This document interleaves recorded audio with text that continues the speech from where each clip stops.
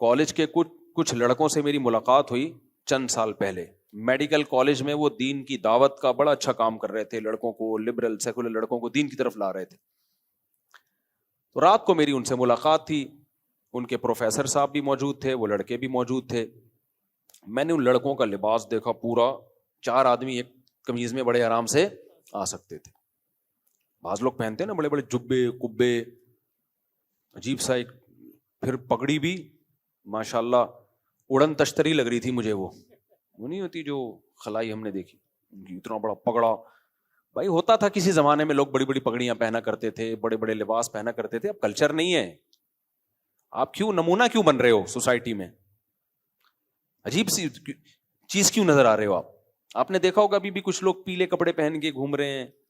ہوتا ہے نا, وہ تو خیر خاص مزاروں کے لوگ ہوتے ہیں, لیکن نارمل میں نے بھی دیکھا ہے, سمجھدار آدمی ہوگا عجیب ٹائپ کے کپڑے پہن رہا ہوگا. تو میں نے انہوں نے کہا کوئی نصیحت کریں ہمیں. ان کا خیال تھا میں ان کو بولوں گا نماز پڑھو, روزہ رکھو. وہ تو بےچارے پہلے ہی پڑھ رہے ہیں. میں نے ان سے کہا دیکھو آپ کی جو ڈریسنگ ہے نا, اس ڈریسنگ سے لوگوں کو ہوگی وحشت. لوگوں کو کیا ہوگی؟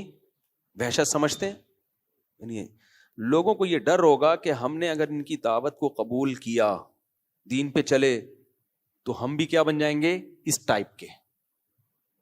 اور میں نے کہا یہ والی ٹائپ جو ہے نا, یہ سوسائٹی میں, انہوں نے کہا یہ سنت لباس ہے. میں نے کہا لباس میں کوئی سنت نہیں ہے, خوب سمجھ لو.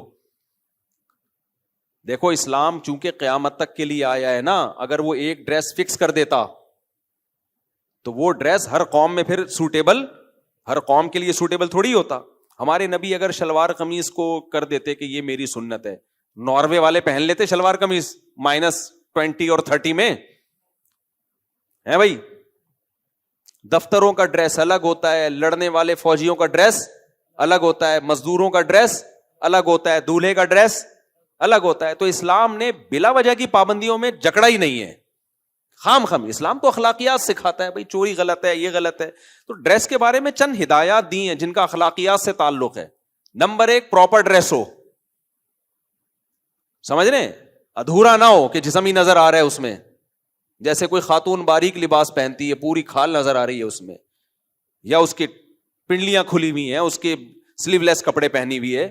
یہ کیا ہے؟ ناجائز ہے بھائی, اس لیے کہ ڈریس تھوڑی ہے یہ تو 2-4 اسٹیکر ہیں آپ نے لگا لیے.